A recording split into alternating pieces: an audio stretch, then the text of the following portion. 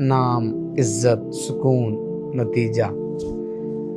لیکن جیسے ہی کام مشکل ہوتا ہے، جیسے ہی راستہ سخت ہوتا ہے، انسان کے اندر سے ایک آواز اٹھتی ہے، نہیں، یہ میرے بس کا نہیں، میں نہیں کر سکتا، یہ کام بہت بڑا ہے۔ لیکن حقیقت کیا ہے؟ مشکل اصل میں مشکل نہیں ہوتی۔ مشکل صرف اتنی ہوتی ہے جس قدر ہم اپنے اندر اس خوف کو جگہ دیتے ہیں۔